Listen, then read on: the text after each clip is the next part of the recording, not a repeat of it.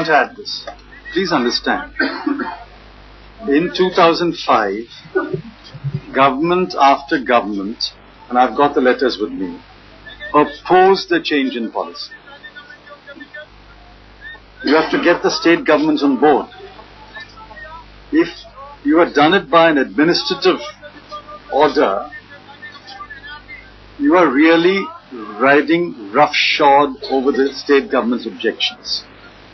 If you did it by a law passed by Lok Sabha and Rajya Sabha, in a sense, you are doing it with the willing or unwilling consent of the state governments. The Law Ministry indeed advised that if you want to do it quickly, you can do it by an administrative order.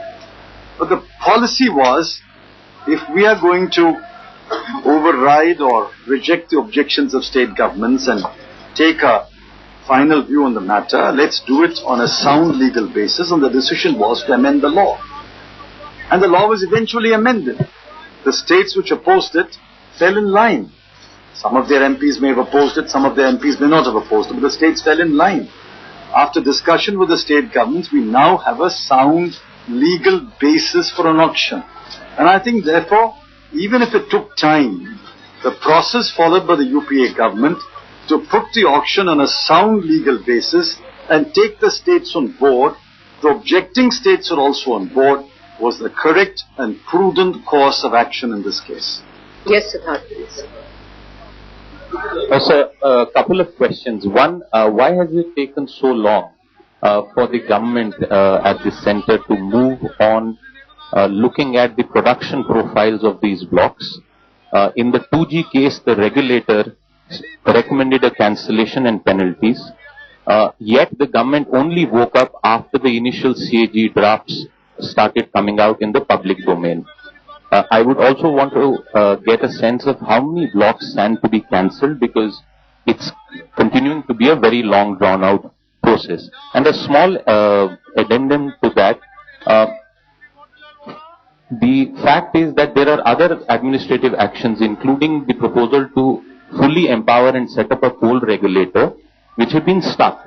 Independent of the CAG process, the government is also being faulted for that. Why did that not come through? Thank you. I'll answer on coal regulators presently.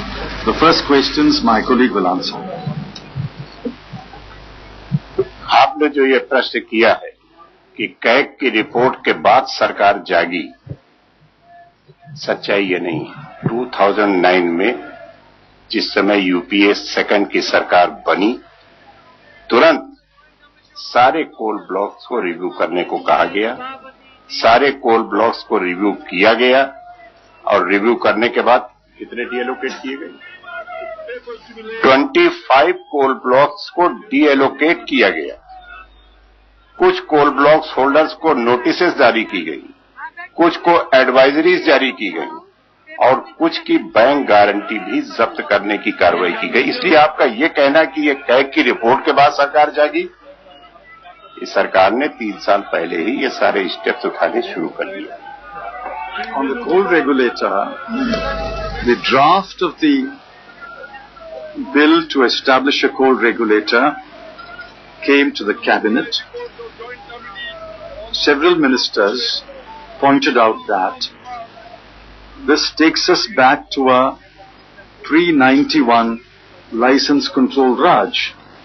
Regulation is not control. We must keep a distinction between regulation and licensing control. Therefore, a group of ministers has been constituted. I chaired that group. We've had one meeting and we have identified the aspects which should be with the coal regulator and aspects which should not be with the coal regulator. The bill is being redrafted. I'm confident it will come back to the GOM shortly, and I assure you, in one more meeting of the GOM, we will wrap it up and take it to the cabinet. We certainly don't want a coal regulator who becomes the old coal controller. I hope all of you agree that we want regulation and not licensing control.